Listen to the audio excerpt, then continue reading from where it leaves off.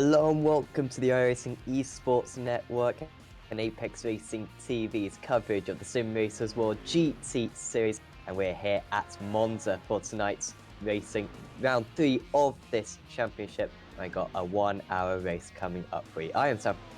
Alongside me is Marco Barbonet, whose exotic accent has doubled iRacing Esports Network's female subscribers, actually, since we debuted a couple of weeks ago. They really do now have 2 female subscribers, so that's fantastic to hear. And Marco, fantastic to be back on the series after I missed last week. But I mean, this Monza circuit, a track that we visit regularly in this champion and in GT racing, this is great fun, and with the slipstream effect, evens out the playing field a little bit, and racecraft takes a much more pivotal role. You're absolutely right, Sam. Hello everyone, and yes, this is certainly one of the most anticipated rounds of the championship. Always great when the series comes to Monza, of course, and the drivers were a bit wary of the slipstream effect last week, and certainly I think it will play a part in the qualifying session which is underway right now, and we can jump straight into it right now. There we go. As we are following some of the drivers.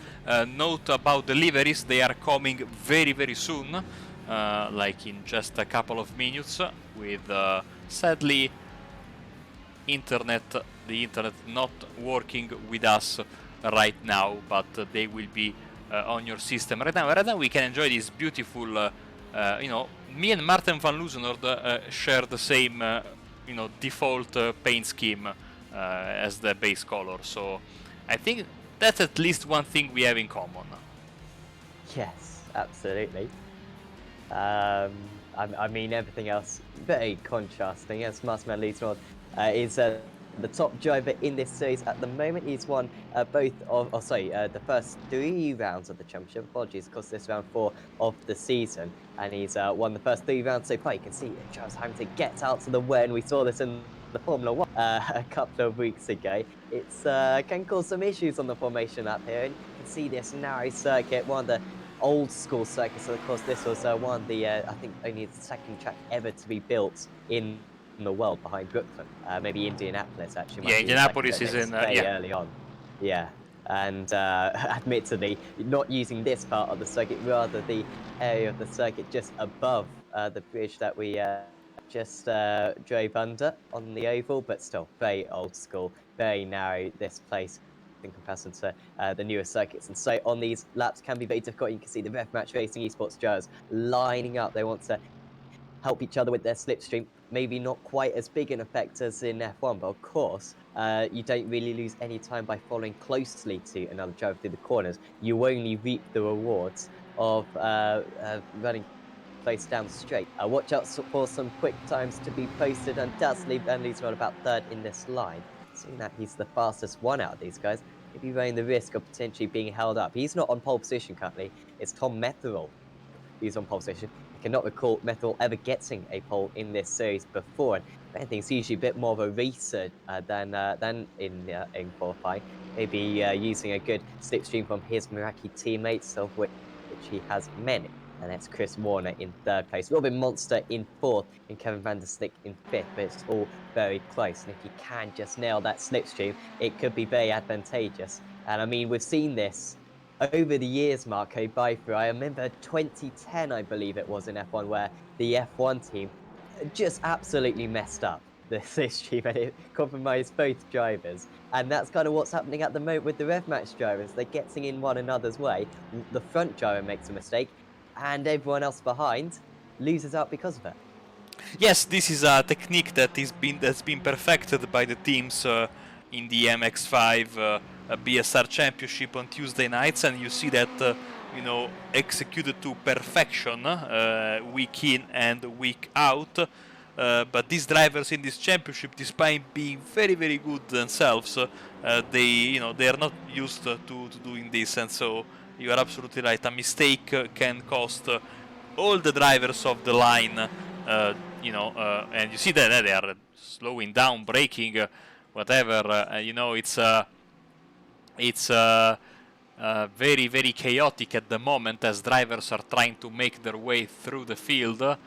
As Tom Metral is still a pole sitter, not by much, 0.059 over Van Loosener and Chris Warner, which is lucky because Fury have their logo as as one of the default iRacing logos in their paint page.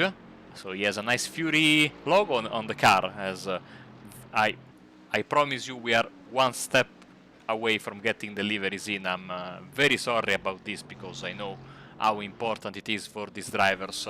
And of course for the championship to be represented by their beautiful, colorful liveries and sponsors. Yes. Safe to say, there was another broadcast on the iRacing esports. So, in fact, it was the BSI Mix very serious one on Tuesday night where we did struggle getting the paint pack sorted, and safe to say people weren't best pleased. But I'm sure a 10-minute delay here will be no problem to the drivers. After all, currently, so in the championship, by the way, just go through the championship standings a little bit. So Martin Van Liesnoord at the head of the championship, only 35 points ahead of Kevin Van Slick. So I mean, if he has a poor result here, Van Liesnoord, like a retirement, he would certainly lose the championship lead should Van Slick have a clean round. Chris Warren's a little bit more detached in third place there. It's Robin Monster and Matthias de Tiege rounding out the top five. De Tiege in the BMW. Expect that not too quick out there today. One of its weaker circuits. In the silver category, it's actually Ben Thanes leading the way. I don't believe he's won a round so far. Just looking at the points, and I don't believe he has. No, he hasn't. But he's still leading the way in that championship. Just been Mr. Consistent so far, which particularly in that category, very important. Nick Sherman's actually is tied at the top. A driver who won round one of the season. They're both on 96 points. On 87 is John McConville, and Ingmar Anderson is a close fourth as well. And also David Fuller and Steve Close right in there. So that silver category looking mega competitive. Also, don't throw out Hessel's, Van Utsven, and Moons as well. Maybe even De Wolf. Russell White, I mean, the majority of the drivers there have got a decent chance at that title. In the bronze category, Theisberg is leading the way by only 1 point ahead of William Bush. Then it's Jules Mujdi just a little bit behind with Pim Bao still in the running. Also, Robbie Bouchon as well. I got a decent chance. And some changes to the point system from last season to this.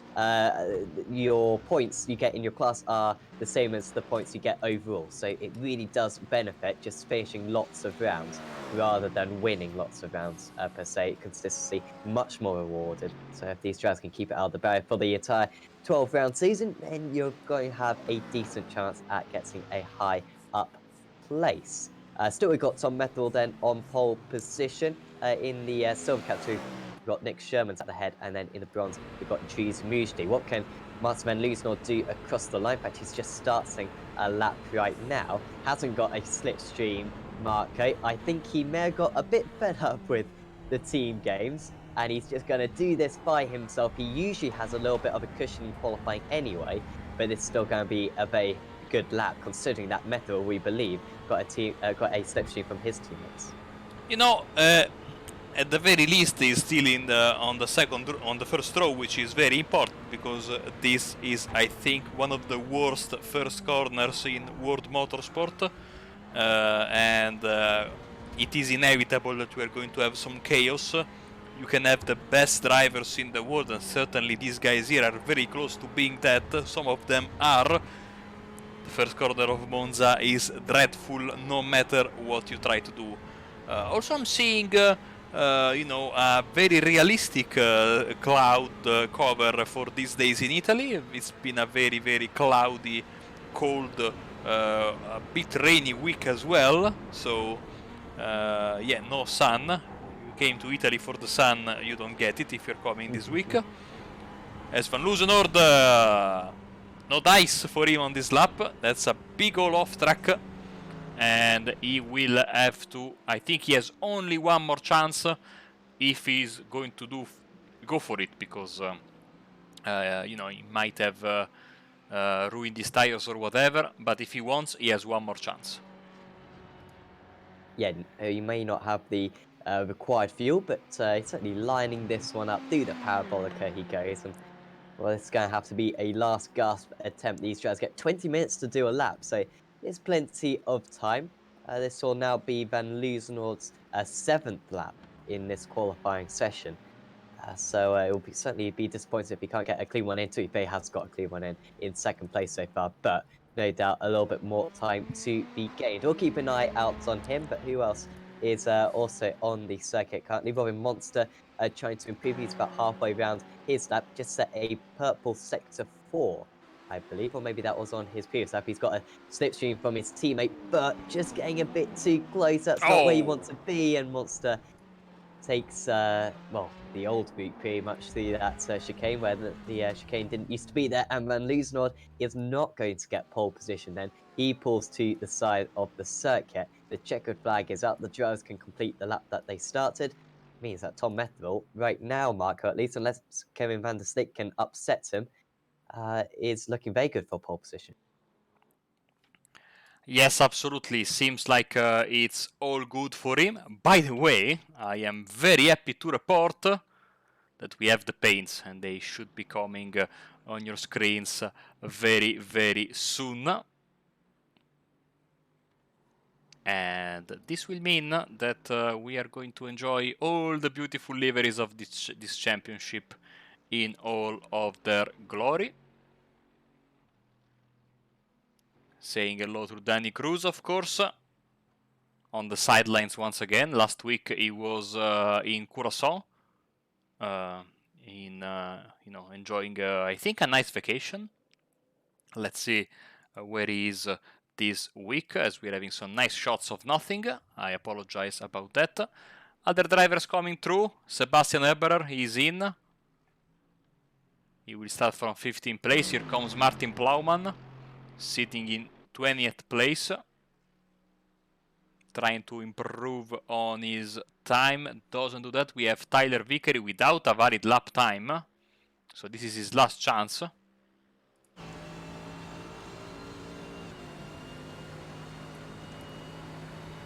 Yeah, Vickery usually in the last kind of 10 positions or so, but I'm sure he'd like to be a little bit higher than he is at the moment. Good line through that parabolic. You can see just taking a late apex really cutting down the amount of time he has, or the amount of distance he has to track to the checkered flag. And Lugo Vickery, in fact, that was an invalidated time as well. So I think he ends with no validated time. But at the same time, it's like last place on the grid might be the place to be because, as Marco was saying before, this is a chaotic first corner safety. So I think you were talking about, Marco, changing the first chicane so that you kind of have a fast right-hander, I believe, and then a slower left-hander, and then going on to the Curva Grande for the bikes, pretty much. Was there any move on that? Is that still a possibility? I am not very positive on that because Italian racetracks are not exactly swimming in gold. And I remember how long and tough the road was for Monza back in the day to change the chicane to what it is right now. I think no matter what you do, it's still going to be a chaotic first corner because the run to get through there is so long, and so I mean, I think this is an improvement on what we had in the past, but ideally you would have something else, but and also this is in a park, in a public park, so putting those trees down, not an easy task to do. No, and certainly Imola as well. Of course, the also very notes Italian circuit, difficult to change stuff there as well. But the checkered flag, of course, is out, and we can go through the grid for this Yes. round 4 of the championship. Tom Metherell on pole position by 6/100ths of a second. Surely his first pole of of his career. I mean, if anyone wants to correct me on that, feel welcome on the on one of the chats. But certainly do think that is the case.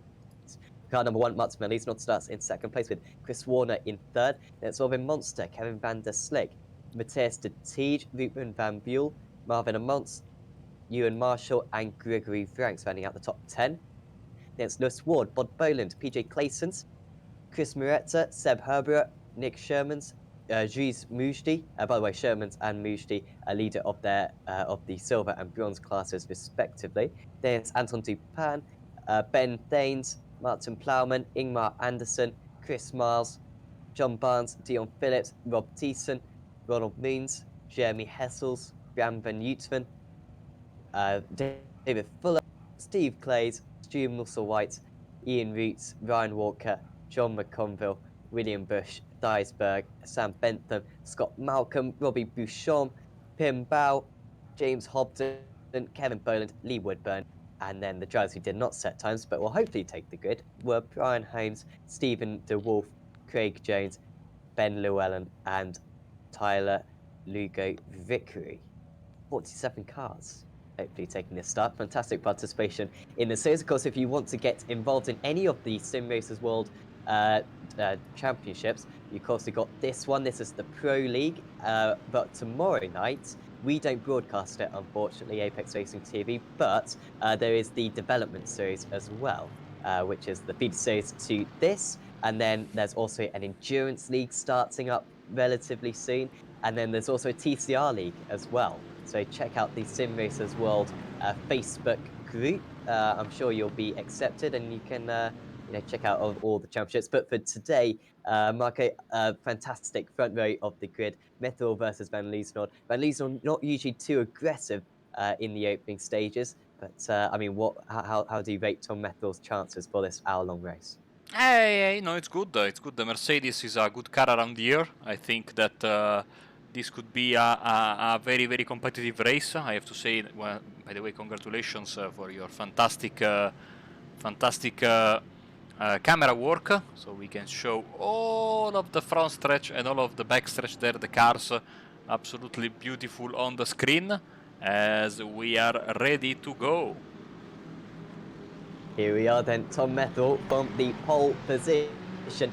When will he put his foot down? Here he goes then, as we start this 60-minute race, as everyone goes four wide somewhere down the field, but Methil pulling away from the rest of the field. Can Warner get ahead of Van Liesnord? They're going side by side. Warner on the inside of the Ferrari driver. Can he make that mistake? Is anyone going to miss their braking zone into turn one? Warner almost making contact with the race leader. He's to make sure that he doesn't pick up a slowdown. Slots back into third place. Now he's going to be under pressure from Monster just behind. A little bit of contact surely amongst these drivers. A little bit of a concertina effect. Some drivers are having to accelerate from very low speeds. But on the most part, good driving. Moon's up 3 places. Miles up 3 places. Dupin is up 4 places into the lead of the silver. So superb start for him, as we see the top 4 still very much the same.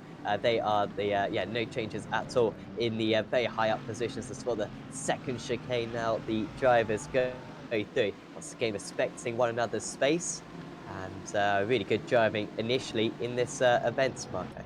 Superb driving from everyone. I think everyone went through the first 2 chicanes without any kind of major damage, and so we can have all of our drivers fighting it out for, I'm seeing that Dion Phillips hasn't taken the start, and same goes for Brian Holmes and Sam Bentham, by the way. I'm trying to see where they are, but they didn't even make it out of the pits, so maybe some issues before the start. That's a big problem, especially, these are 2 drivers that are always fighting for the top end of the table, as the drivers now are making their way through the backstretch, weaving left and right. Look at that. This is the fight amongst many of the bronze drivers as they go through the Parabolica. Musselwhite going a bit wide. Thankfully, we don't have those very dangerous, speed bumps that were then removed after the terrible crash that we had in F3 on Saturday morning. As Methil goes a bit wide, and you don't want to do that when you have Van Liesnord right in your rearview mirror. Yes, he certainly doesn't need a second invitation to go for an overtake. Is he going to have to go defensive? Van Liesnord gestures to the inside, but there was really no thoughts of a proper overtake there. But now, lining up perfectly for the first Lesmo. Down the inside goes the Rev Match Racing Esports driver, Rev Match Racing versus Muraki. almost had an overlap for the second Lesme there, did Oh, Metal Martin. is a bit wide. That's going to cost him down this next straight. Sky is going to be in the next opportunity as we see Chris Warner trying to get involved as well. Fantastic for the championship leader, and he now moves into the lead. But can he get it done on the brakes? Surely he will just drive deep into this corner. The Mercedes driver side by side. This is not where you want to go. Side by side over the curb they go. Van Oh! Liesland almost loses the car. Warner almost loses the car, and this really helps the fourth place driver of Robin Monster to move up into second place. He might even move up, into third place. He might even move up into second, but just pulls in behind his. But this is some epic challenges that Tom Methel is currently having to fend off, and even the likes of Detige and Monza trying to get involved in fifth and sixth. I mean, how that did not end up in tears, I have no idea, because for a moment Van Loosener was sideways and making contact, and now they open very wide, and look at Van Loosener with a great run on the inside, deep, hard on the brakes. He takes the lead as Metal goes wide, and this could give a chance to Monster, but I was very surprised, Sam, by how deep and almost easy Van Loosener made the move look to us on here in the booth. Yeah, interesting that there was no defense put up by Methel. Maybe he just fancied being on the outside line. We see that a lot from drivers who just feel a little bit more confident on that racing line. They feel like they can muscle the way round the outside there. But Van Liesland just too deep on the brakes, didn't give Methel any opportunity. But Methel didn't lose too much time. So as he can stay in the slipstream, he's going to have half a chance at least challenging when it comes to the pit stops, for example. The top 8 drivers with Gregory Franks right at the rear, all in a line at the moment. Bit of a gap back to Gregory Franks. Only 1 second back to Franks, to be fair, but there he is. And an issue for Bouchon. Yeah, I think issue at Variante della Roggia. Let's see. Yeah, he's the first victim. A little bit of a hit to the wall. He also had some damage on the right side of his car. Maybe some, close call with another driver as Van der Slick gets past his teammate Marvin Amons as the sun is coming out momentarily from behind the cloud. Let's see a little bit of the weather, shall we? There it is.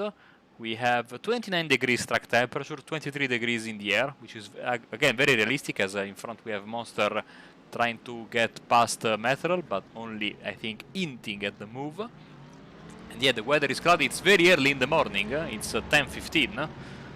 We know this is one of those tracks where you have to be very, very careful with your times, because local residents are very, very, very annoying in that sense.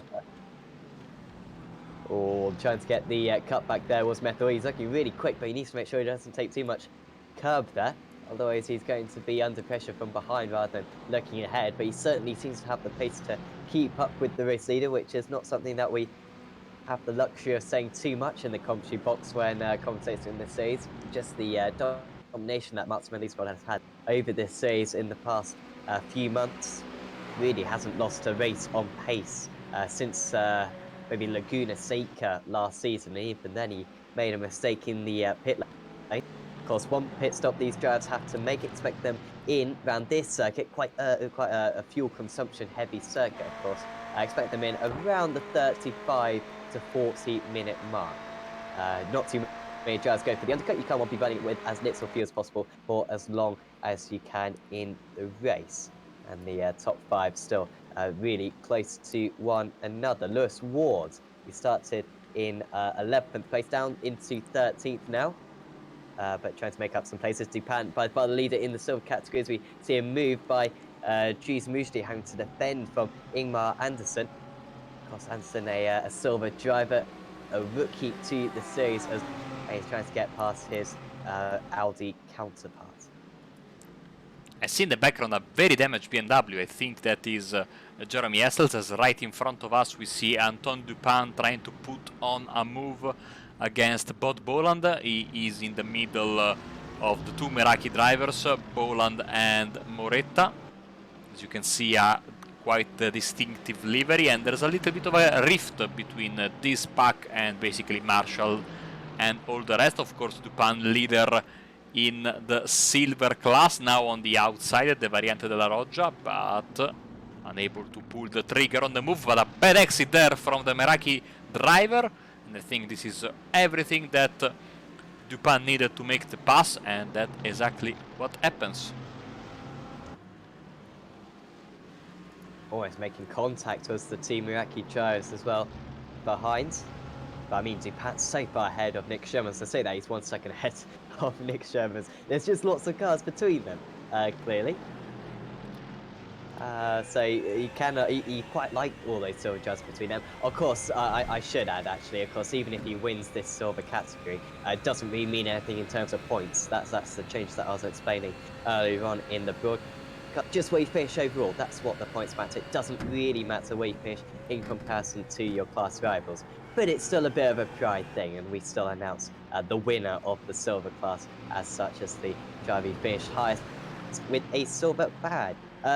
Still, Mithril, 5.5 tenths to a second behind Van Leesman. He's catching a lot down these straights. I don't know if that's something to do with the setup. I realise, of course, the slipstream will be helping him. The slipstream in these GT2 cars tends to be very minimal after a couple of changes that iRacing made a few years ago. But so really helping him stay in touch at the moment. Really, that tight battle here, battling each other so much that there's just a queue of cars. Mireto making big contact with his teammate there, perhaps picking up a 4x for himself as round First drama. Who's usually right up there, but of course that BMW not the best, and he's even having to tow back to the pits. And we'll get a replay very, very soon. So let's see what happened here. That is PJ Claessens. Oh, he clipped him on the right rear, on the left rear. Then someone went there and gave both of them a big hit. And I think that for Van Buell, it was a case of a suspension issue. Let's see from his car.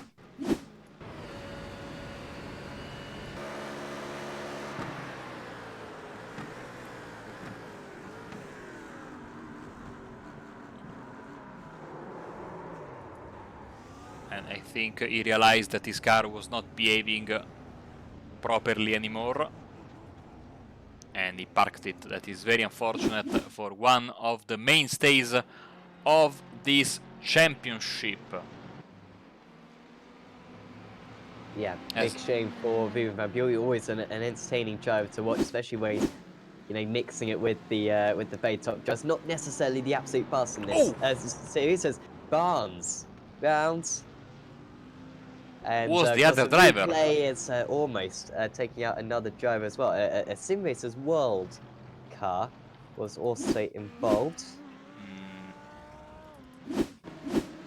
Trying to understand who that guy was. Maybe it was McConville? It was McConville. Big contact between these two drivers sent Simracersworld car almost flying. And sadly he clipped that tire barrier there. So, you know, very nice at the start, but now of course the action and the, you know, aggression levels are picking up steam.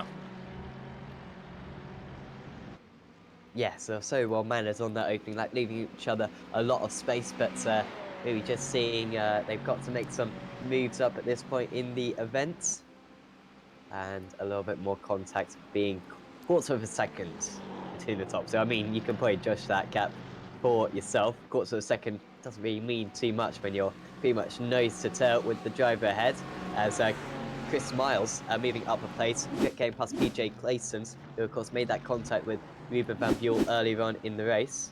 Sorry about the running slowly. Yeah, sorry about the quick cuts, and then we have Chris Miles with another issue! Oh dear, and that's a big mess of cars, and that is Rob Tyson, who was second in his class, Musselwhite as well, Theisberg I think also involved. Oh, they are still crashing! Oh man, this is a very chaotic, that is Monza sadly for you. You know, it only takes somewhere else it's just a small crash, but here it's a very, very expensive wreck. Look at the amount of cars sitting or going slowly on the backstretch. Most of the bronze class has been involved in this.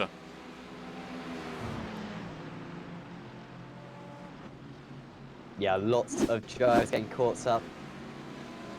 We'll try to piece together what happened, but certainly Pimbao and a few others getting involved. This was the view from Bao. He was one of the latter ones onto the scene and having to avoid his own teammate, I think, going way over the curb. But not too bad for him in comparison to the others. Here's David Fuller, who's been in the wars quite a bit this season. Just spinning back onto the circuit. Did stay stationary, which was what you're meant to do, but I think it was the others who... we are getting to the bottom of this, finally, I think. Oh no, there was another... Oh, it was... Oh. When did this crash happen? So maybe not John Barnes here. Well, we will know later, because there's a lot of stuff going on, but still, you know, very sad for all of these drivers because they were we still have to see what happened to Bot Boland. This is going to be tough to pick up in the incident, in the event viewer.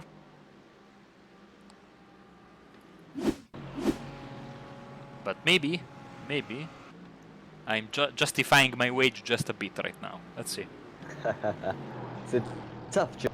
This is what happened to Boland. So this was actually just before all the carnage set off, and Boland with a bit of damage that's going to affect his straight line speed, which is not something you want to be affected. And then that all happened a few seconds afterwards. Okay, big deep breath for everyone, and let's try to see what we have here, because Van Loosenhout and Methrol are still battling there. This looks a lot like those real life Blancpain endurance races where you have especially in Monza, you see this happen almost every year, that in the first stint especially looks like you are watching a Moto3 race with everyone just right next to each other, and impossible to get a breakthrough from your competitors, especially in the top of the field, but we are seeing that all over the place. Oh, I just realized I removed your beloved track map. There it is. You can see that we have a long snake of cars from first until basically P37, 38.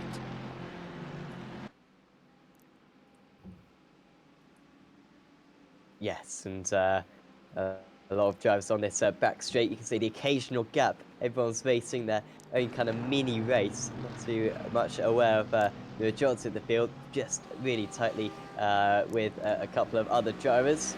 One of Moons, after a bit of getting caught up in that crash one way on earlier on, trying to make his way up. He's currently third place out of the silver drivers. And to go to the outside this time of Seb Herbert. Keeping his car on the inside, car number 40.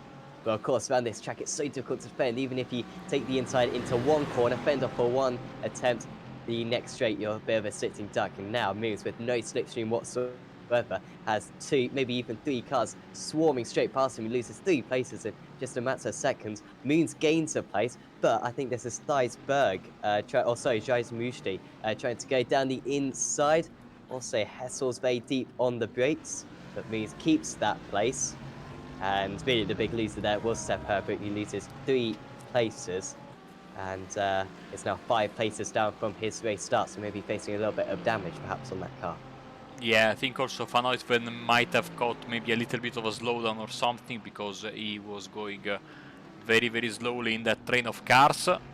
So Dries Mujdi is the leader in bronze, still in second place. Look at that, we have a train of bronze drivers: Bolland, Vandenberg. Of course, I said that I might have said that Scott Newton was involved. Scott Newton. Okay. It's time that maybe it's time to retire. I don't know. I mean, to me, you're old, so perhaps you are starting to lose your mind. I say that. I mean, the youngest driver in the series is older than me, so yes, all old people to me. I think average age of this about 36, which I believe Marco is well underneath. So at least he's got that on his side. Oh yeah, at Van, least we have that. yes, And Van I'm Lee's, one of the youngest marshals in activity in Italy. So at least I have that. really. Yes, it's an old man's job. I mean, so I'm going on a bit of a tangent here, but I mean, I used to do karting, and all the marshals there would be like young lads who just want to get £6 an hour for standing in a hut. Is that not the Mm, case in Italy? no, because we have no passion for motorsports in here. Only F1 and only when Ferrari wins. Robin Monster is disappearing quickly, might I add, from our radars. And I think Sam might keep an eye on the iRacing entry list to see if he reappears or if he's got something worse, maybe a disconnection or a freeze. But certainly, Martin van Loosenor loses a precious ally at the top of the field, if that's the case. Yeah, they had a two-pronged fork. Now it's just a stabby thing. And yeah, it will certainly not be as effective, is basically my message. And Tom Methel will fancy his chances now. And if anything, they've got about a 1.3-second gap to Chris Warner. If they don't fight these top two, they have the opportunity now to pull away from third and fourth. I say that Van Nistelrooy doesn't have any other teammates. Of course, he does have Kevin Van Stick running in fourth place. Ian Rees, who had another disappointing qualifying. I know he's been struggling a little bit in qualifying so far this season, but he was just fighting with Seb Herbert for a second there. Here is David Fuller. Going all the way round the outside. Very nice from Fuller. And he moves ahead of Bouchon. But Fuller was involved in that crash at Sky earlier on, wasn't he, Marcus? I'm Yes. surprised he hasn't got more damage. Yeah, he's still looking for a clean race, unfortunately, David. He's had issues basically in every round that we have had. So, as we have Claes and Claesens side by side into the first corner, and seems like Claes has been able to make the move, and yes, that is exactly what just happened. As Chris Miles and Steven De Wolf are side by side, Steven De Wolf gets the position. McConville, Fuller, look at this fantastic group of cars all fighting. This is for P30, by the way. This is such a deep and competitive field, Sam. There are battles all over the place, never a dull moment, and of course, usually we have the biggest fireworks towards the end of the race. Yes, always in the last 10 minutes in this series is the most chaotic. We can never really put our finger on it. Usually in these hour-long series, everyone's done official racing. The last 10 minutes can sometimes be a little bit dull as drivers pull away from one another, but in this series, it seems like they're all very gentlemanly for the first 90%, and then the last 10% absolute chaos can ensue, as anyone who follows the Apex Racing TV Facebook page would have seen earlier on when we posted finale of the bronze class lead in the Spa round earlier on in this championship, where about 4 cars crashed into one another. So Ian do Roots, check out the Apex. sorry, Sam. Ian Roots, I've been just told, is suffering from a knee injury picked up today at work. And, you know, having done in the past, heavy lifting job, I don't know what he does for a living, but I did, especially when my darts career was taking, good steps towards, being a semi-decent local player, having to work with my hands, installing stuff, home appliances. It was I was always so scared to injure myself. It wasn't even funny. As by the way, David Fuller has had a big issue, and we will show it to you right as soon as we have a little bit of a breather, because I'm sure as soon as I go to a replay, Methrel is going to try and go for a move. But yeah, we were talking about it. David Fuller having a tough switch to the silver class. Look at these two guys, Sam. moving left and right, blocking Van Loosenord a little bit too happy into Ascari, but surprisingly he gets a good run. And let's see what happened to poor David Fuller, not enjoying his best season, the bronze champion. Yeah, the bronze reigning champion. Always very fast in this silver category, but involved in yet another collision. Unfortunately, I can't see this one, Marco. Well, they told that the runoff area at Lesmo has been made more slippery. Sadly, that's what happened. He clipped a little bit too much, I think, of the runoff area coming out of the second Lesmo corner, and he spun on the inside wall on the right head first.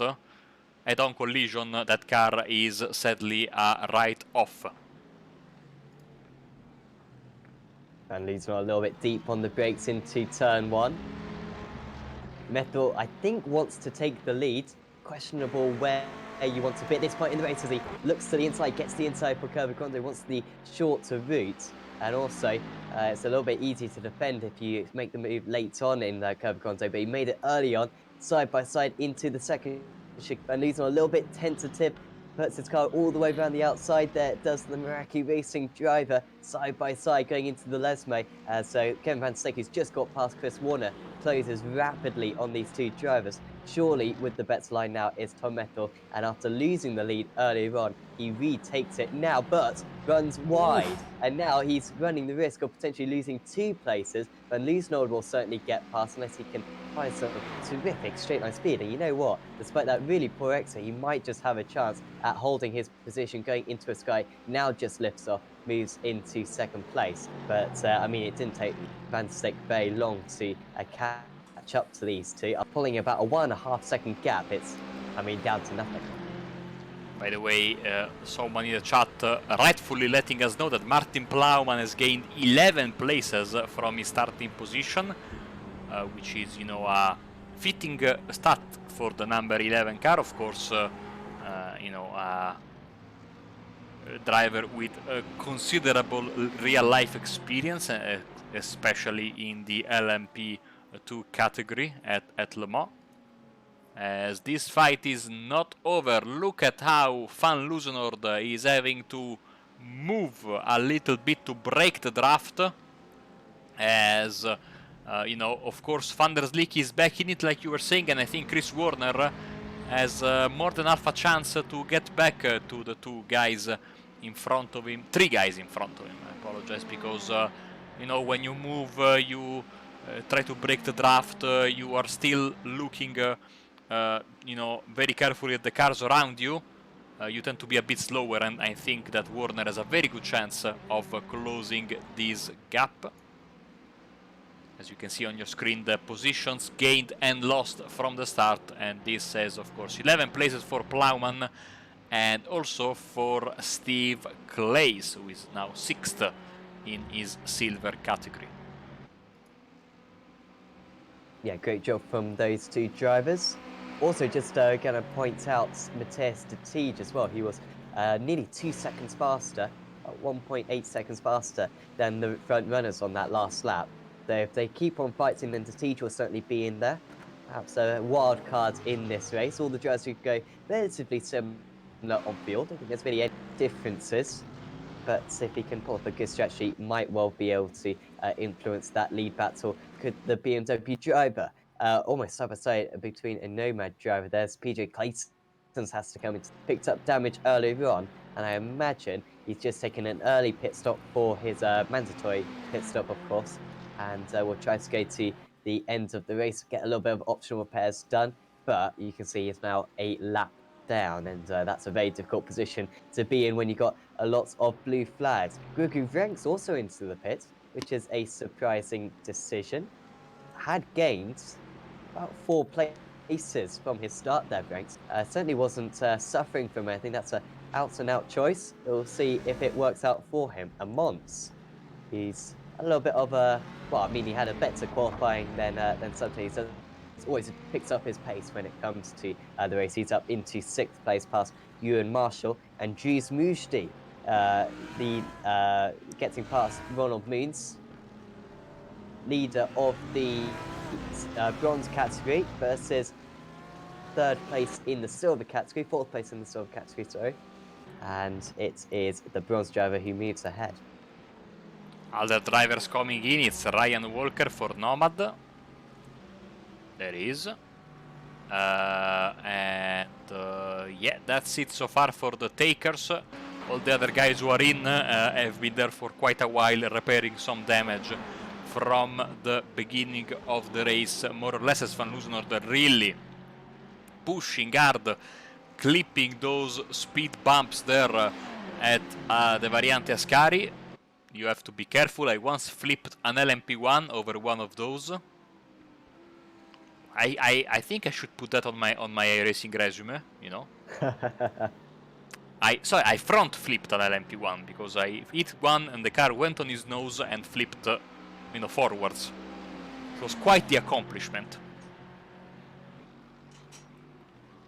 I mean, when you just clip one of these curves in those LMP1 cars, it can absolutely ruin it, damage the floor a little bit, and cause you all kinds of damage. I think we saw that in the VTEC Super Series. VTEC Super, yeah, I think that's what it's called. And yes, a lot of drivers falling victim to that. Not quite as bad in these GT3 cars, but you still got to be very aware of it still. As Van der State closes in on second place, Tom Methil. I think we'll hold position, in fact, down to 1/10 of a second. Really glanced to the inside. This is an opportunity for a Rev Match Racing Esports 1-2, but decides against it. Of course, he really wants to beat Van Loosenord. Will certainly still feels that he's got a chance of beating Van Loosenord this season in the championship, so desperately wants to. By the way, I'll keep an eye out on the incident. Tom Methil is on 11 at the moment because he's been running wide quite a few times. These drivers get a limit of 25, of course, so he does need to keep that in mind. PJ Clayson's on 13, Bouchon on 13, the Tej on 11, also Herbert on 10, Warner on 14, Muretta on 12, and Chris Mars is on 21. He's really outstanding one out there, as we've got a driver in the wall, I believe there. Might be a Team GB driver, I believe. Should be Barnes, right in front of the leaders as he goes through Ascari. And he moved out of the way, but I think he moved out of the way a bit too much.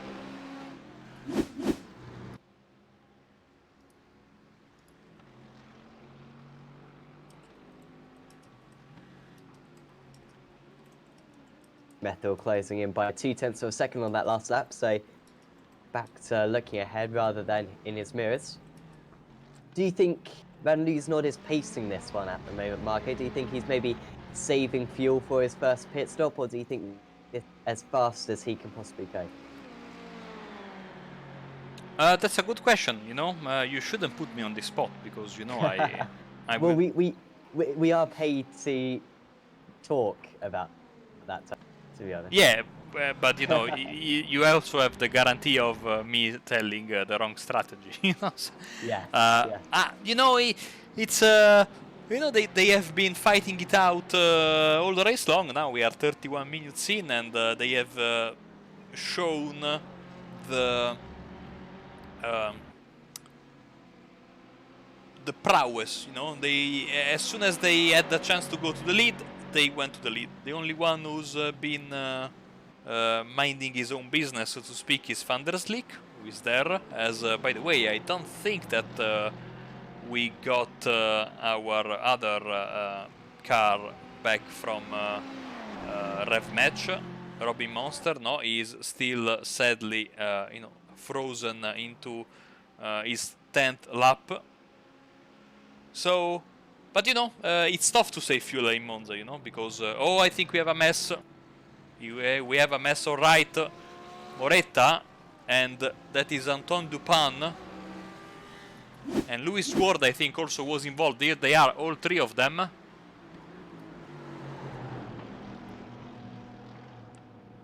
Side by side coming out of Ascari, not going to work, sadly. Yeah.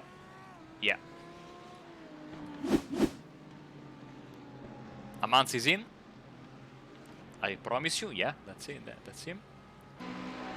And look at Van der Slick getting very, very close Metherol.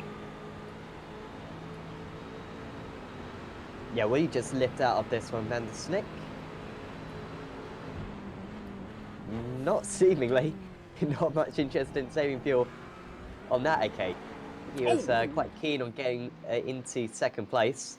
Ever so difficult when you're following another driver to get the perfect amount of curb. Of course, if you just change your turning in phase a little bit too early or a little bit too late, then it's really going to compromise the corner for you. And it's like doing, yeah, maybe just committing that in the second chicane. Now you can see the traffic that these drivers are coming up as drivers coming to the pits, and it is a pit lane where you lose a lot of time around here. It could be an issue for these guys as Pim Bao, who has been in the wars a little bit today. Remember, he had that massive launch over the curb through Ascari earlier on, where he almost somersaulted. I wonder if that's got something to do with his engine blowing up right there. By the way, I'm not a betting man and I don't promote betting, but they are asking about odds on Chris Warner winning this race in the race chat. So, I mean, with a little bit of luck, I think he has the pace. He also has the Tige glued to his rear end. So, you know, if something happens to these three guys at the front, he's certainly the favorite together with the Tige. And you know, the way they are so close, don't want to jinx them, but oh, by the way, I'm happy to report that my jinxing abilities have translated also to my Italian adventures on Monday nights, so Oh, like congratulations. I called two cautions, I mean called, I said, oh, these drivers are holding on nicely, caution, and 25 laps later I said almost the same thing, and we had a caution 1 lap later, so it works in both languages, it's part of the package, you know. Absolutely, and back to that betting stuff. Everyone knows how corrupt Apex Racing TV is with our reverse grid wheels, where we type in a number, whoever bids the highest gets reverse grid pole. So, I mean, I must say, I would love Apex Racing to have a betting site as such, but I imagine with pretty much in sim racing knowing one another, and it's very easy to get in contact, could cause some issues. Just a chance with that. So we'll probably stay away from it for now. To teach, chasing after the driver ahead of Chris Warner. Remember, was running in third place earlier on. Just doesn't quite seem to have the pace today. Did match the drivers ahead on that last lap, but Teach certainly seems to have the advantage. In fact, Teach on that last lap was about 0.4 of a second faster than the race leaders. Here you go, BMW not known for its straight line speed, but with the slipstream helping him out, he'll move alongside, and this should be simple enough for him on the brakes. The BMW so good on the brakes, of course, and well, clearly not good enough. As he Well, at does a least little bit of a Leclerc there, but this Leclerc, time yeah. he will face a Yeah, slowdown. because this is a fairer environment than F1, and so he has to take a slowdown. Whilst in F1 you can, you know, keep going. Rant over.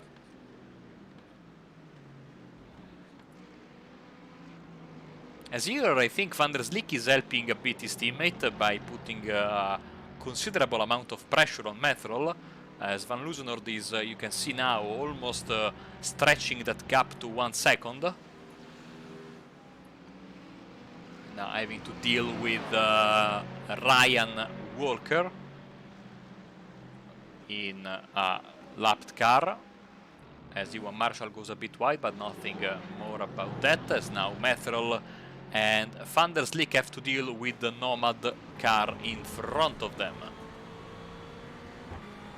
Yeah, I think if anything, he'll gain a little bit of time from this. Will Method gets a little bit of a slipstream, will help him down the straight, although will his line into Parabolica be a little bit compromised? No, but it was compromised for Van der Snake, as running wide there's Method carrying a lots of speed into Parabolica, and you can see it hasn't quite worked out for him. Running dangerously wide as well, to be honest, was Kevin Van der Slick as well, and they're now over a second behind the race leader. And once you get to that distance behind, you pretty much lose any slipstream effect. Maybe just gaining about a tenth down this straight is a Methanol on the race leader due to the slipstream, but that's about it. So don't know what's happening in these last couple. That's why he's dropped back, but it could be very costly. And now Van der Stek wants to move up into second place if he possibly can. These guys 7 seconds ahead of the rest of the drivers. Marshall, Anderson, Hessels, and Mujdi into the pits. Why is Sherman's ahead of Dupin? Did we get to the bottom? That was that spin at Ascari earlier on. I think so, yes. Dupin was involved Right. in that spin there. Yes, yes, yes. Of course, Dupin was leading the sub category by about 5 seconds. He's now trailing race leader Nick Sherman's by 5 seconds instead. 8th and 9th, those two.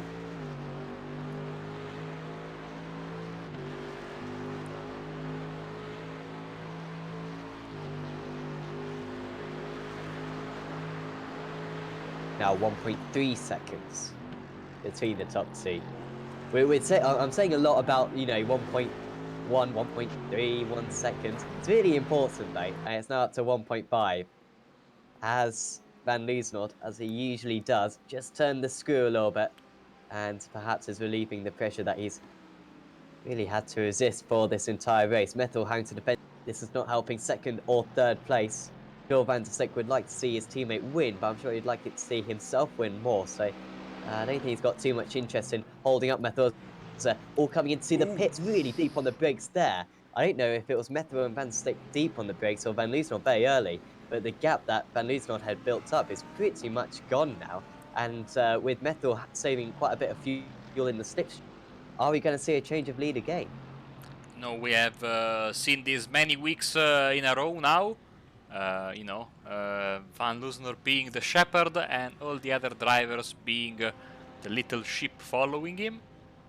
A lot of chaos, a lot of shared pit stalls, I would imagine, due to the number of cars in the grid. As no, it's Van Lusner still in front of Metrol and Van der Slik. Let's see. Warner having a bit of a long stop. Here comes Plowman with a good stop. He's having a fantastic race, Martin Plowman, I tell you what. Up into 6th place now. Might lose out to Mons and Marshall, so he's still in 8th place is Plowman, but still having a good race as he's Marco. You can cut that line, that pit exit line. Not quite sure where it is. It's about halfway down. Yeah, you can cut after a bit, but it's it's not marked, so you take a big risk every time. Or if you are as slow as me, you don't even care about taking the risk. You just stick to the right and pray that nothing happens. I mean, really ought to be all the way down, otherwise that's quite dangerous, drivers rejoining onto the racing line. So Methil closed the gap down then, I think pretty much just in the braking zone of the pit lane. He had a 2/10 longer pit stop. And maybe if he was 2/10 faster, he'd be that little bit closer, but he's just out of slipstream range still. A couple of good corners for Methil, and he might just have a chance again at the race leader. But if anything, maybe his drive just becoming a little bit aggressive, I think, Methil, just running wide at a few of these corners, and it's cost him quite badly. Just going to pull away, I think, from this battle for a quick second, just see what else is going on, because we have paid a lot of attention to it, and I'm sure carry on for the rest of this race. But of course, we've got Marshall versus Amont still. Marshall with a quicker pit stop. That's the battle for 7th and 8th places. And then Martin Plowman actually only 1.7 seconds behind. As we were saying, Plowman having a very good race. He might well catch up to those couple of drivers. Still got Sherman's leading the way in the silver category, and Mushli leading the way in the bronze category. You see, we moved away and they went side by side because they are listening to us, and they do it on purpose, of course.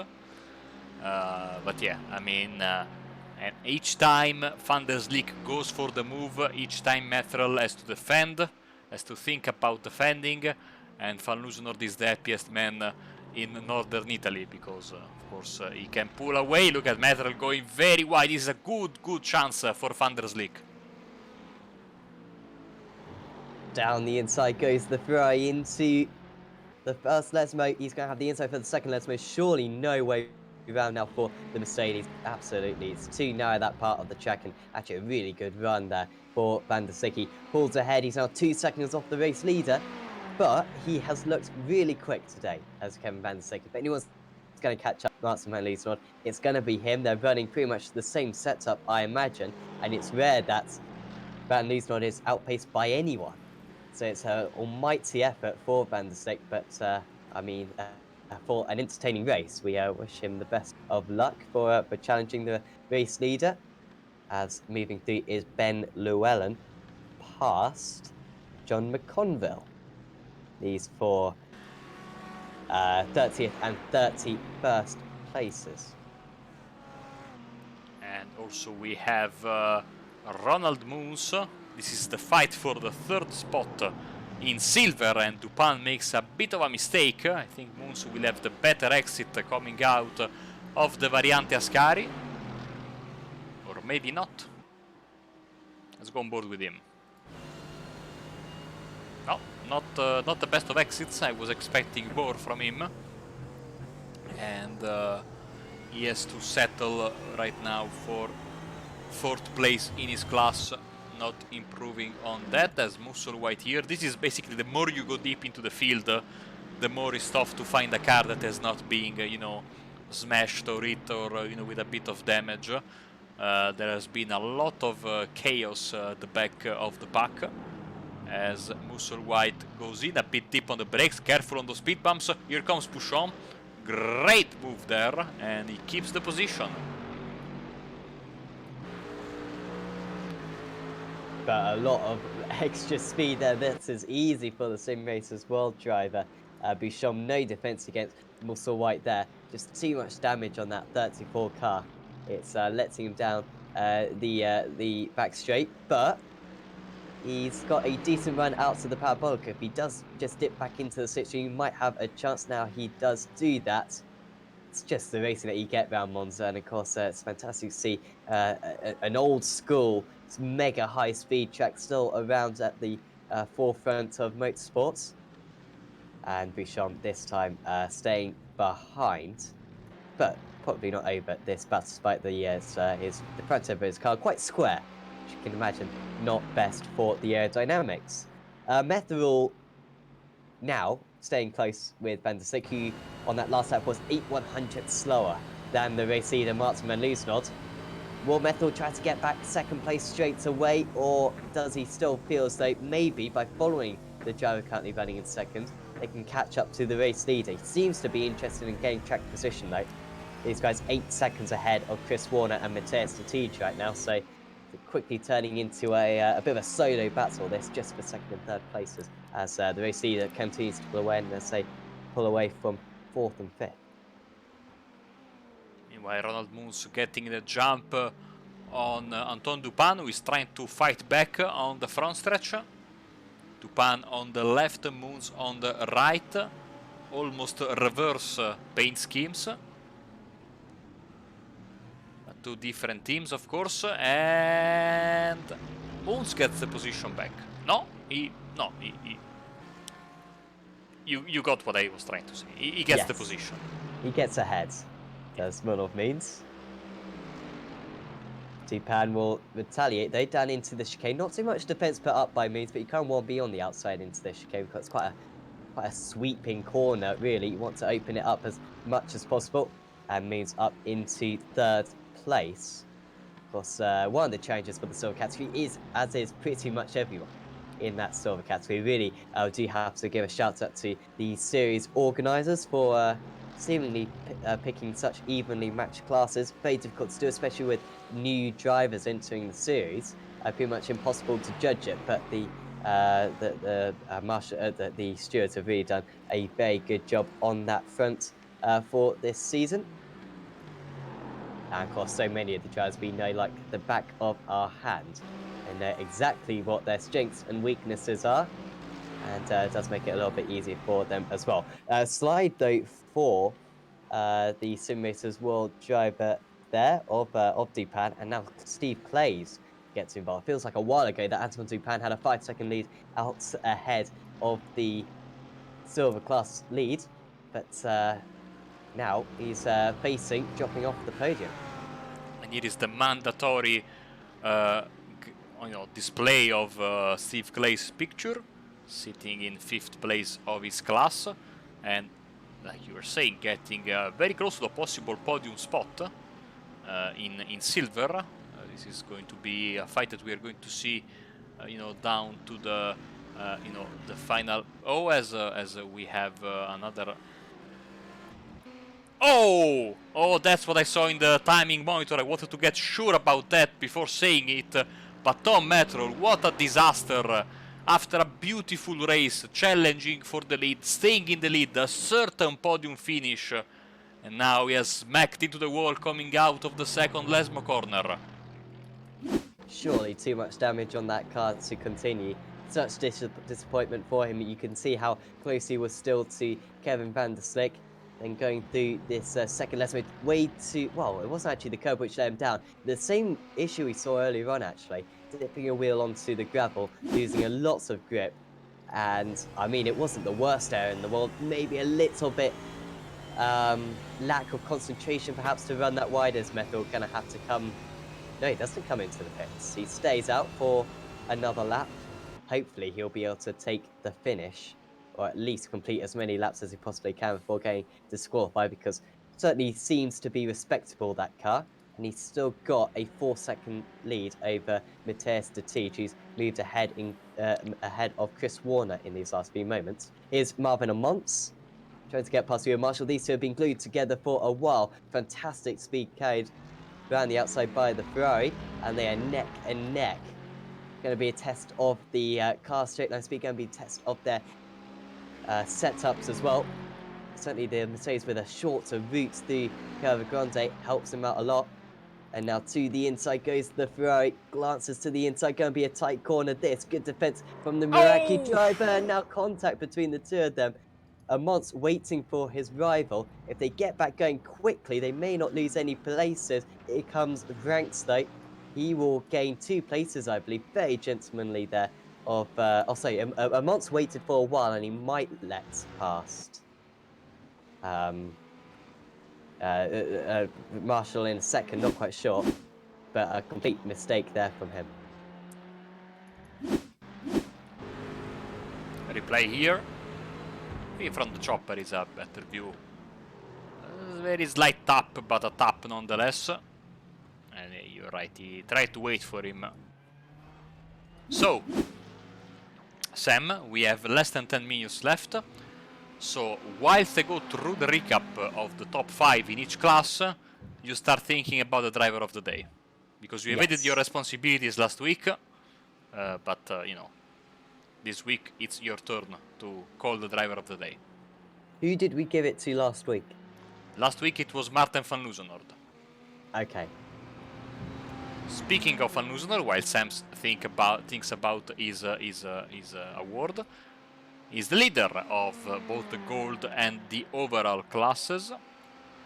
His teammate Kevin van der Slick in second, and Tom Metrol in third, Matthias de Tige in fourth, and in 5th place for Fury Sinsport is Chris Warner.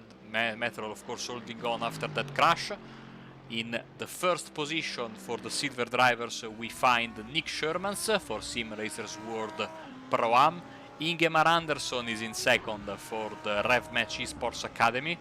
In third place in this class we have Ronald Munson. You can see Anton Dupin and Steve Claes are not that far away. And in bronze, of course, is Dries Mushdi leading the way in front of Kevin Bolland. Rob Tyson for RevMatch Esports Academy, Thijsberg, and Lee Woodburn is rounding up your top 5 in bronze. Back to this fight here, because this seems to be very, very entertaining.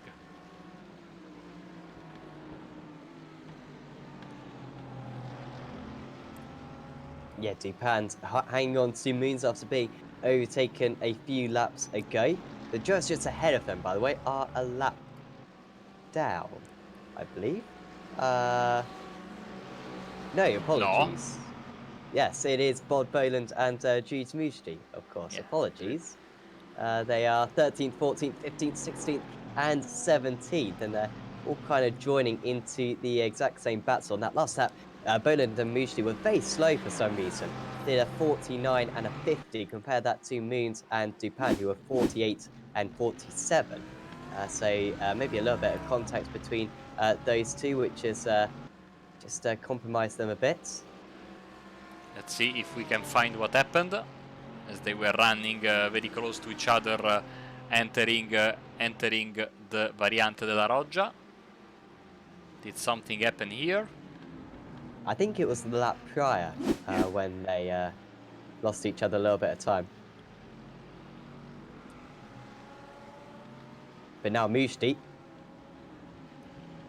trying to get past. Oh, almost contact there with Clays coming in deep into turn one. This the 30th lap of the race. Not too many longer for this for these drivers to tackle. Plowman moves ahead of Marshall. And he's now got Ranks up the road. 2 seconds up the road, in fact. Ranks only a Monza is actually only 4 seconds up the road. Maybe a little bit too far for him. But I mean, I don't know about you, Marco, but driver of the day probably goes to that man, Martin Plowman. 12 places gained, potentially more to come. And he has been also the way that he's done it. I mean, a little bit quiet, but he's not seemingly taken anyone else with him. He seems to be clean with those overtakes and just a lot of pace being exhibited by him.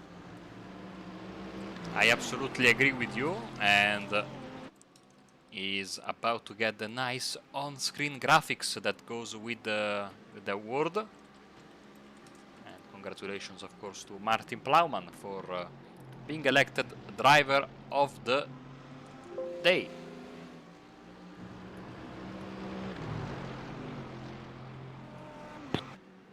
Really hope he doesn't crash now. I mean, that is the risk. So it must have happened in football before, where they announced the player of the player of the match, and then they go slide tackle, double-footed, get a red card, and get banned for 3 games. But hopefully, he Yeah, won't do the same. I noticed that in the UK, in England, you tend to give the Man of the Match award like 5 minutes before the end of the match, and maybe it's a final, it's let's say an FA Cup final, and the team is winning like 1-0, and usually the award goes to the winning driver, to the player of the winning team. Okay, I really need to stop talking tonight. Also, by the way, Marshall is getting very close to Plowman. Speaking of curses and jinxes and whatnot. So we'll have to keep an eye on this, but this train here. 3 classes, the gold of Poland, the bronze of Mujdi, and then the 3 silver drivers, all closely bunched together, trying to find a place. And as per usual, the end of the race is always the most exciting time in this championship, with, the strategies are out of the way. And drivers can only think about one thing, what happens on the racetrack, trying to make the move, and that is it.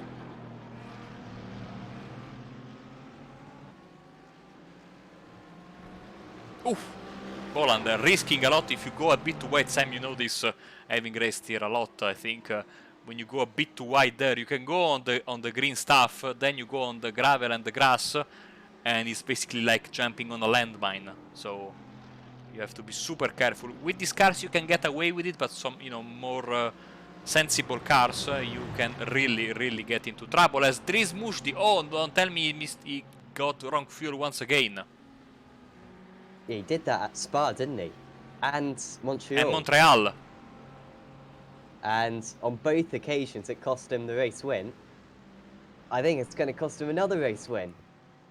And this, a long pit lane. And who's that going to promote to the lead? It's potentially going to be Kevin Boland. You know what, though? Mujdi, he's stationary for 6 seconds. Surprised he even needs to be stationary for that long. Mujdi with a massive gap previously. He might still be in the lead. Here comes Boland down the pit straight. Mujdi now releasing the pit limiter. And it will be Boland into the race lead. Only just, though. And we've got a few minutes to go in this race. 2 minutes to go, and the chase is well and truly on. Thiessen only just behind Mushti as well, who's got 1 second to catch up to Kevin Boland. I mean, this is the finish that we wanted to see, Mark, eh? I mean, unfortunate luck there for Mujdi. He's made this mistake a few times already this season. Yeah, we'll have to keep an eye on this, of course.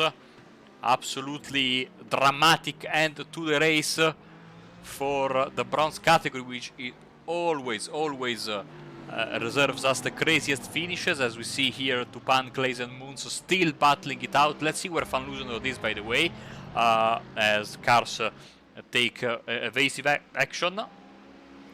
So, judging by my very expertly done calculations, we should have this lap and one more. I would agree with that. 4 seconds Van Luzendorf has ahead of teammate Kevin Van Stake, who's going to keep the championship loss to a minimum, but still going to lose some points to the championship leader. Dupan under pressure from Clays now. This is the battle for 3rd place out of the silver drivers. Brilliant driving from Steve Clays. He got ahead of Moons, trying to get past the Simracersworld driver as well. Good driving from the 277 car though. Clays with a fantastic cutback. Going to have much better pace, but around the outside at Curva Grande, we've so far shown this evening it's difficult to do because you've got to go a little bit further, cover a little bit more distance, dips back into the slipstream again. Once again, the defending driver wanting the outside line for this second chicane. Is that the place to be? It's not the place to be. The inside was the place to be. Oh, and no, Clays ahead as we see the track goes. Kevin Boland, that's going to be the lead gone. Got to be a slowdown that, and Jules Mujdi, after pitting just a few moments ago, losing the race lead, dropping down into 2nd place, moves back up into the race lead, and that is a mighty relief for him. Absolutely, I was surprised because I think Boland went on the move on the Wolf, and that caused his mistake to happen. Let's see a replay if we can. The Wolf is gone, by the way. Big crash into the barriers, so having a tough couple of corners. Let's see it once again. Which is not this replay, unfortunately, but this one. So yeah, Boland went for the move, see, on the outside. Was it necessary, Sam? Not in the same class? You know that now the points are, you know, the points now are given. But you know, you have the class win, you know, as a good possibility.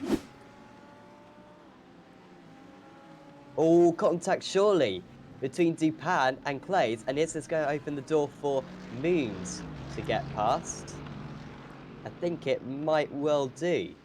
There you go, so Moons will get past one of them. Not too bad a slowdown it should be at this point of the race, but still Moons goes past, and it looks as though he was getting a little bit detached from those two, and already been overtaken by the pair of them, and yet doesn't make contact with either. Moves ahead, takes the chicane, and up into 2nd place again in the silver category, and up into 14th overall. De Tige battling with Methril, who, of course, has got damage, but here comes Mats van Luzendorf then to the finish line. He's going to take yet another race victory this season. It's 4 from 4 from the reigning champion. His championship has got off to the perfect start. 2nd place will be Van der Sleek. Methril versus De Tige. Really good straight line speed here for De Tige. It's going to be a run to line. He's gaining. It's still going to be the Mercedes, though, across the line. Methril claims a podium. It could have been more for him, but good damage recovery after having quite a hefty crash into the wall with about 10 minutes to go in the event. Rest of the drivers coming through. Nick Shermans will be top of the silver drivers. Dominant display from him in 10th place overall, up 6 places from his starts. Ronald Moons will be in 2nd place, you'd think, with Clays and Dupan in 3rd and 4th respectively. Anderson is 2nd. Oh, sorry, Anderson 2nd, apologies. With Moons rounding out that podium, Clays and Dupan in 4th and 5th. Mujdi will be next across the line. He almost lost the race win again, and crucially, he has lost points. We shouldn't forget that in the championship by having to make that extra pit stop. But he's still going to finish ahead of the rest of the bronze drivers. Still going to be a bronze class victory once again for Jules Mushti. He wins at Monza. Kevin Boland and Rob Thiessen will round out that podium just behind. Oof, what an exciting race. As per usual, the ending was, worthy of the wait, which was, very entertaining as, oh, Ben Llewellyn is out of fuel. And he gets, I think he should be in the safe because Bouchons has already gone past the start-finish line behind him, but that is a Mercedes without fuel. This is basically the future. Embrace it. This is how iRacing is going to sound in like 5 years' time. I mean, where's the shove from behind? Where's his teammates to help him out? His teammates. Does he have any teammates in the race tonight? I don't think he does, actually. I mean, he's So, got 20 seconds to cross the line.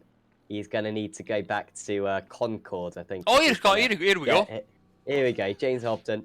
I mean, it's a bit late, mate. Come on. Of course, what these drivers don't want to do is give themselves some extra instance, because if they pick up some instance, they can still get disqualified. At this point, the instance will still count. And, I mean, he should have turned up a bit earlier, should James Hobden, because as you'll see, they will disappear before your very eyes. Apologies, no, they're not disappearing, they'll stay there, but the results are done. Yes. At least it'll cross the line. A bit of a ceremonial thing, more than anything. And some nice backing footage to the results, which will be on your screen right now. Martin van Loosenholt wins out 3.6 seconds ahead of Kevin van der Slik. Tom Methel rounding out the podium with Matthias Satige on his tail in fourth. There's Chris Warner, Marvin Amont, Gregory Franks, Martin Plowman, Ewan Marshall, and Nick Sherman rounding out the top 10. Behind that was Lewis Ward, Ingmar Anderson, Bod Boland, Ronald Moons, Steve Clays, Anton Dupin, Jeremy Hestels, Bram Van Utven, Ian Roots, Seb Herbert, Jules Mujdi, who was top of the bronze drivers, of course. There's Kevin Boland, Rob Thiessen, Stephen De Wolf, Theisberg, Ryan Walker, Lee Woodburn, Stu Musselwhite, John McConville, and John Barnes. So those are the drivers on the lead lap. Ben Llewellyn, I mean, he's about to cross the line.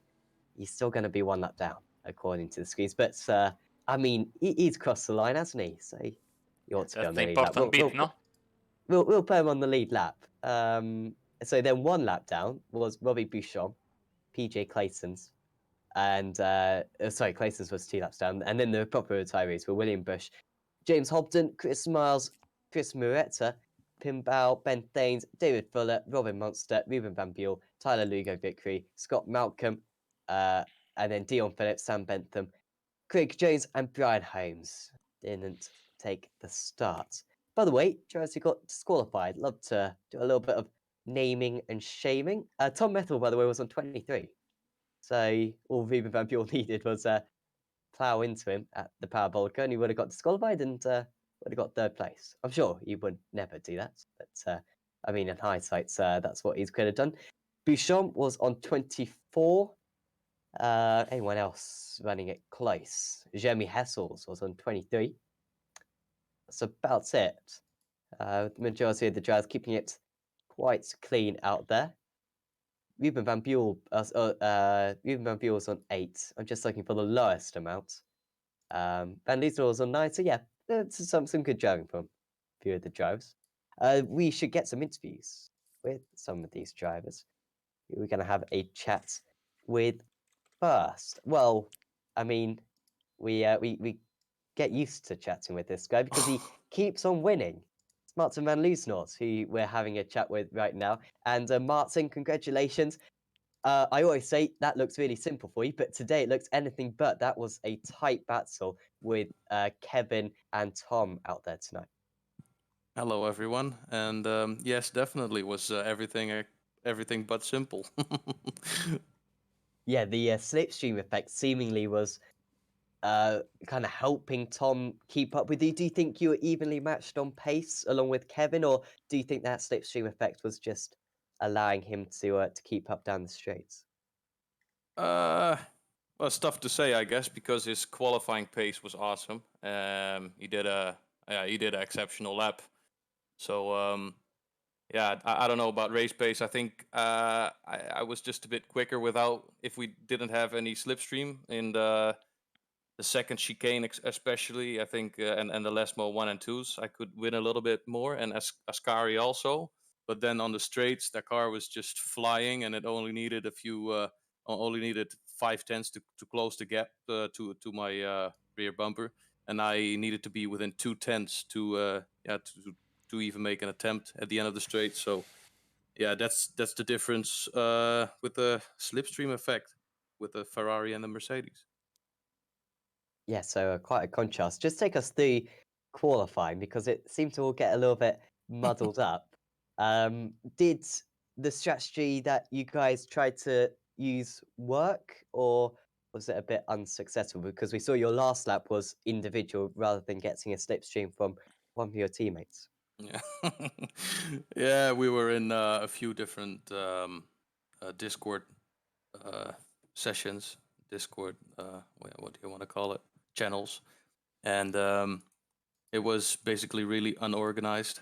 So we even got in our way of Pim. Apologies to him, and also Bot Boland. Also apologies to him. So it was really unorganized. We couldn't. Yeah, we were trying to do it with three guys, and then suddenly everyone started to started to do it with us. It was a complete wall of ref match cars. So yeah, it wasn't planned to do it with that many cars, just two or three cars of groups, you know. But yeah, I think the individual lap would have been quicker. I would have liked to have a tow in the end because in the beginning I gave them a tow. So I think that would have gave me pole, but yeah, in the end doesn't really matter. Yes, you still got the race win in the end, and just a more general look at this championship for you. I mean, 4 out of 4. Great way to start defending your title. I know it's going to be close, especially with how Kevin has been so consistent behind you. But you must be delighted with the way that this season has started. Yeah, definitely. I think it couldn't be any better at this point. So, and they're also the upcoming tracks are are one of my favorites. So yeah, let's see how the Ferrari will do it on those tracks. I think the Nordschleife will be yeah, it's definitely a driver's track. I think that's not the first upcoming track, but the second one, right? Yes, we're in Um, Atlanta next week. right. Yeah. So Nordschleife, it will.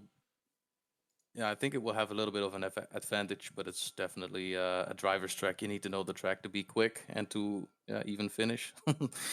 So yeah, it's lots of nice tracks coming up.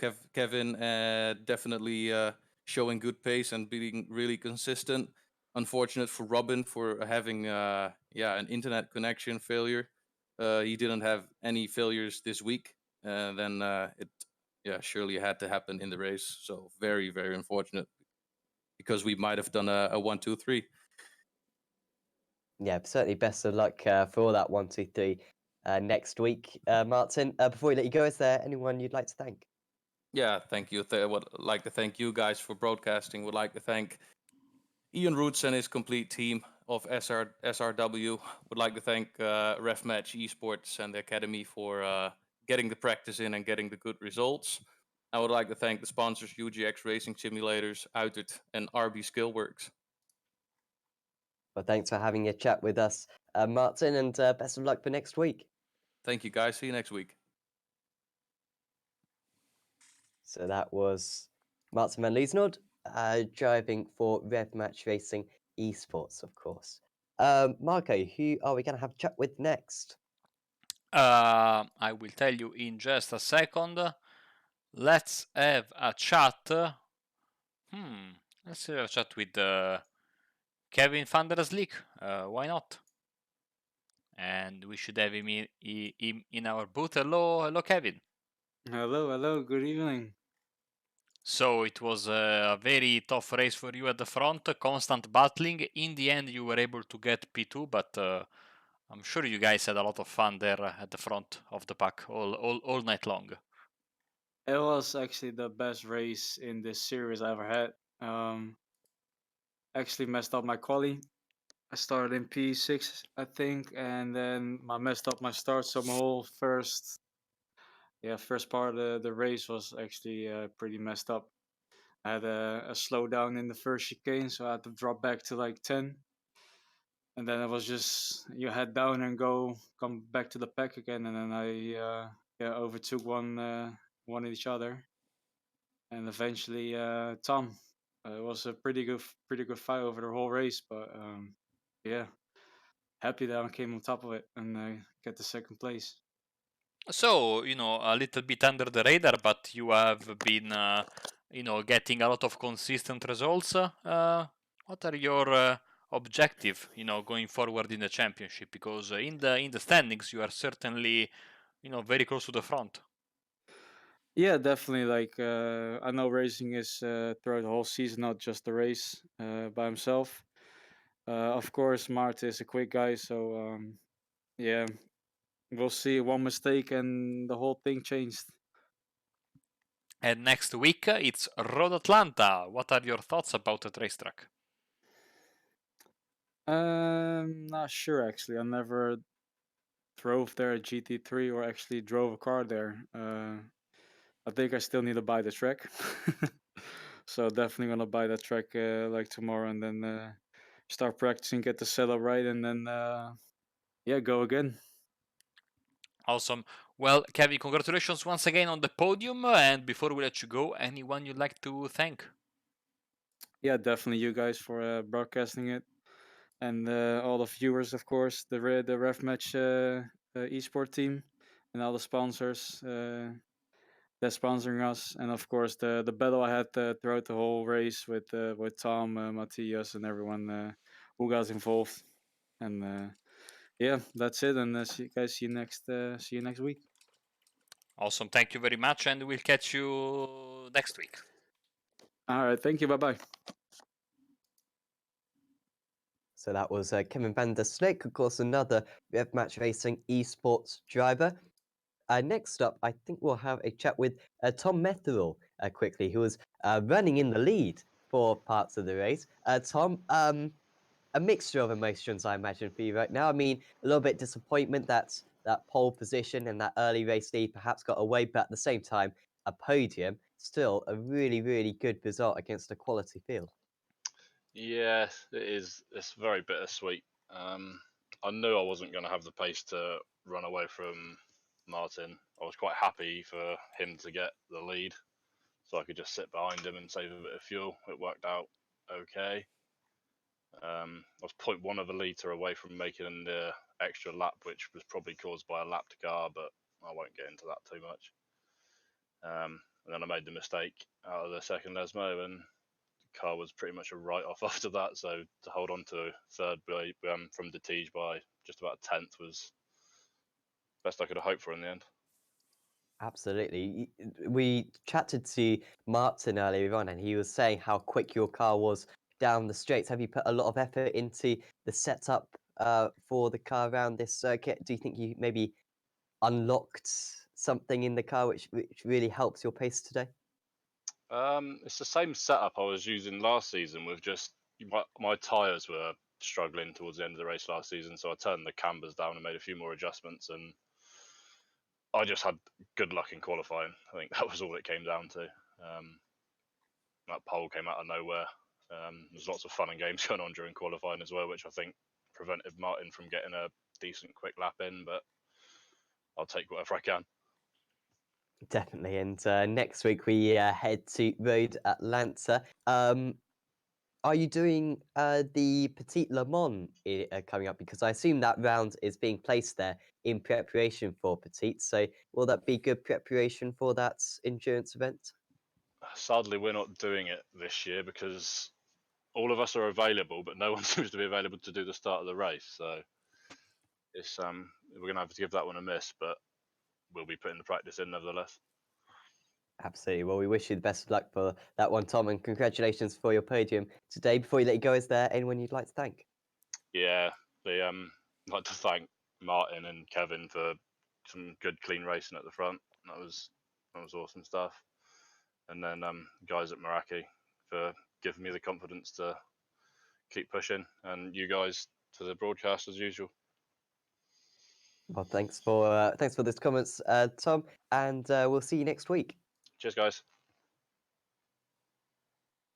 So that was Tom Metherell, of course, driver for Meraki Racing Team, finishing on the podium today overall and in the gold category. Mark, a couple more interviews. I think who do you fancy having a chat with now? Let's have a chat with our driver of the day. Of course, it was Martin Plowman. Hello, Martin. Buonasera. Buonasera, buonasera. Fantastic race from you, Martin. And it was Grazie. certainly worthy of the driver of the day award. So describe, your race. Qualifying set you a little bit back, maybe from where you wanted to be. But then in the race, you kept making overtake after overtake.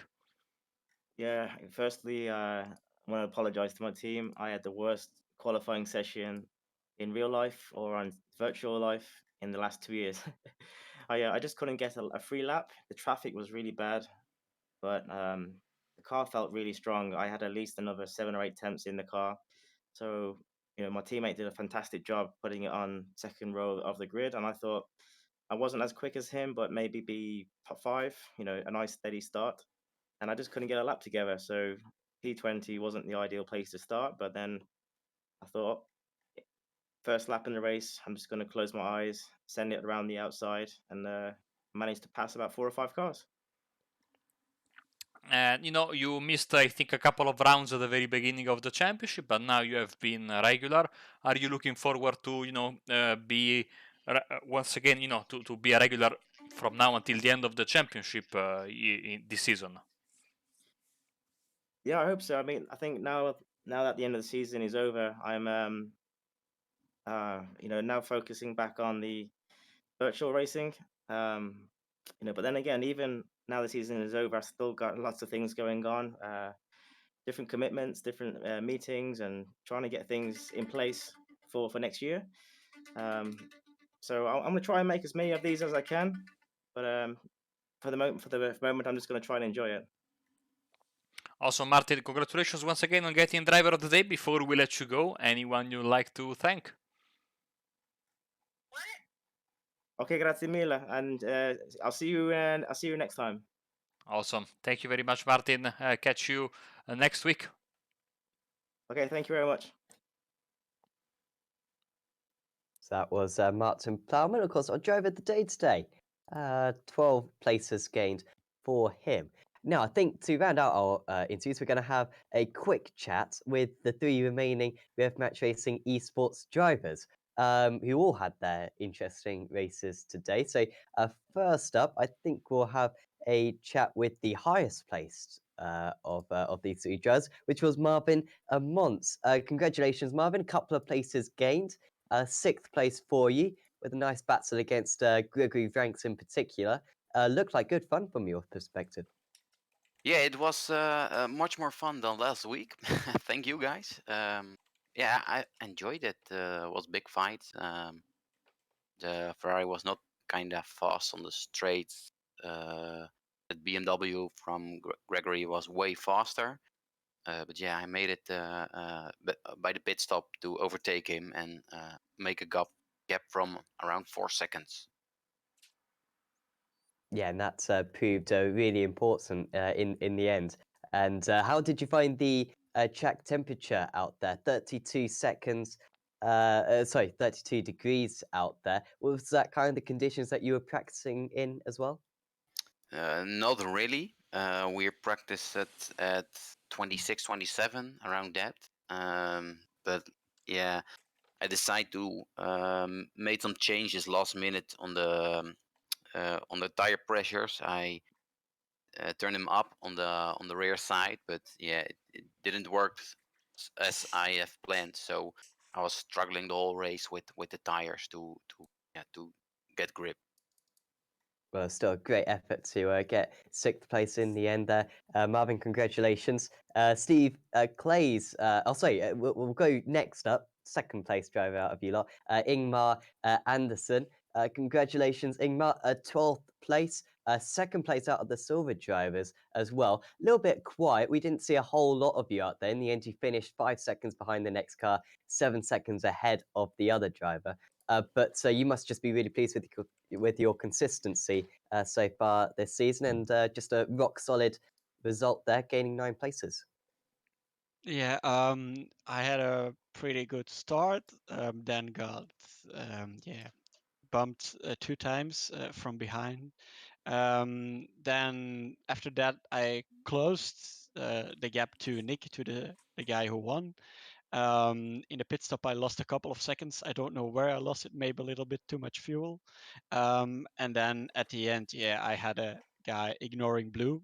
I lost 1.5 seconds. That cost me the connection to first place and to have a good battle to the end. But yeah, I enjoyed it. It was really good.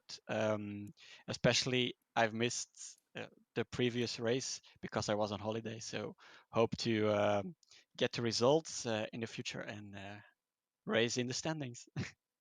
Yes, definitely. I mean, in the championship now, I think you're quite a solid second place. But are you thinking about the championship at all at this stage? I mean, we're a third the way into the season. A lot can happen yet, but it looks like a really tight battle amongst you silver class drivers. Yeah, it is a tight battle, and I'm not looking at the championship alone. The team is also important, and I just try to find a good balance from the car to keep it safe and steady to enter race. I rather lose a spot than not finish my race. So that's about my tactic, to just keep it safe and steady. Absolutely. Well, congratulations on your on your 12th place tonight. Next up, we'll have a chat with Steve Clays. And Steve, really good battle between you, Ronald, and Anton in those closing stages. We were paying quite a lot of attention to it on the cameras. Just a little shame in the end, right at the end, you made contact with Anton, which allowed Ronald to get through at the chicane. Just take us through your perspective on that. Yeah, I had a good race. I enjoyed it a lot. I had a bad qualifying, starting 30th. That was not what I wanted. And the last lap in qualifying was my best, but I had an off track, so I lost it there.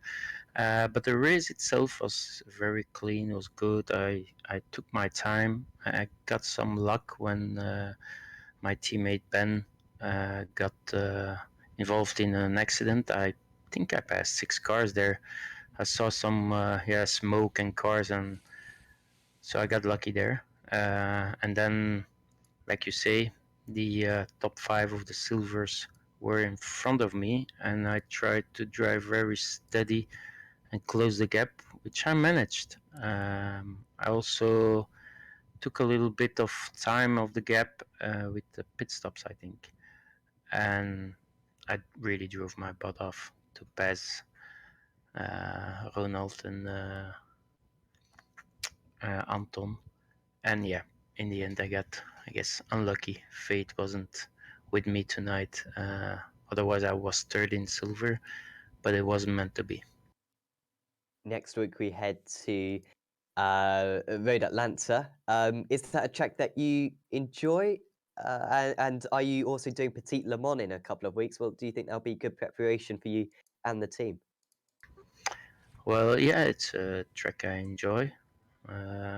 And it was scheduled that I was racing it with my teammate Dion, but real life has come in between it, so it's unsure. I don't think he's able to race it, at least not start it, so we will have to see it. But yeah, I have good memories of that race with another teammate, where we drove with 2 and just drive our laps and then finish really in the top split between big guys. I was like, just keep it on the black stuff. And yeah, but I love the track. Yeah. Definitely. Well, we certainly wish you all the best of luck for the next round. I don't know which one of you is best with the team sponsors. Who wants to have a go at naming them all? But I will leave that over to Marvin, but I want to thank Marco for nominating me each week for the best driver picture. And just to celebrate it, I will change the picture in something No! else. Just wait, hold on, just to see if I get it next week too. I'm scared now. Yeah, there's You better be. the Ayrton Senna looks is gone then. Funny. Well, yes, I will thank all our sponsors, Ultimate Gaming's Experience, UGX, Uitert, RB Skillworks, all my teammates, Steve, Ingmar, Maarten, Kevin, everyone else from the academy. Yeah, I liked it this week, and I will miss next week because I'm going on holiday. So I'm there at the Green Hell. Well, I certainly look forward to seeing you there, Marvin. Steve and Ingmar, is there anyone else you'd like to add? I just want to thank you guys for streaming it and the RefMatch esports community to have me in there and practicing and learning a lot from the guys. So hope to catch up one day, but that would be a long way to go. Yeah, like I said, want to thank Marco. Well, thanks for having a chat with us, guys, and certainly look forward to seeing you next week. Have a nice evening. Bye. Nice evening, guys. Bye bye. So that was three of the Rev Match Racing Esports having a chat with us there. And Margate, another fantastic round of this championship. Great to see Van Leesnor challenged for once. I mean, too often do we see him waltz off into the distance, but the racing aspect of this circuit and Tom Methel just absolutely nailing it seemingly around this track. He put up a fantastic fight. Kevin van der Slik as well made it a very entertaining race. And I mean, battles going all the way down the field, controversy, everything we want from an hour-long race. And next week, of course, we are going to one of the most iconic tracks for sports car racing in the world, because of course this will be in preparation for the iRacing Petit Le Mans. So we will use the iRacing expected weather and time of day for the start of that race. And it's going to be fantastic. A track that you can split in half. The first part very technical, very undulating, not a lot of places where you can pass, a lot of dangerous places, especially the beginning of the race with the first corner up the hill, then the chicane where you have no idea where to brake, and then the S's going down the hill. They're going to be tough, especially if you have to do some lapping, because there is basically only one way through. And then of course the second half of the track, long straight, 90-degree corners, chicane, and that beautiful final corner down the hill. It's going to be fantastic, and I think that this championship once again has proved why it deserves the spotlight of the iRacing Esports Network. So already I cannot wait for the next round. Absolutely. Hopefully you've enjoyed the action, and if you have, certainly leave a like on the video. Subscribe to the iRacing Esports Network. And also, if you wouldn't mind, please check out the Apex Racing TV YouTube channel as well. Of course, keep your eyes out on the iRacing Esports Network over the next few days for more of our broadcasts. Forget about everyone else's broadcasts. Just watch our ones, because they're on Monday, Tuesday, Wednesday, and Thursday nights. Tomorrow night will be the Apex Racing League Touring Car Championship. I will get the name of that race eventually, and that is terrific racing. 60 odd cars, mega competitive drivers, and just check it out tomorrow. It's absolute chaos, along with a few reverse grids as well. So certainly do recommend checking that one out. Of course, on Monday we've also got the World GT Championship. The Tuesday we've got BSR MX5 Pro Series, and of course next Wednesday you'll be back with us as well. And of course, like I said, subscribe to the Apex Racing TV YouTube channel, because we host plenty of other broadcasts on that as well. But for now, from me and from Marco, we're going to say goodbye, and we'll see you next time.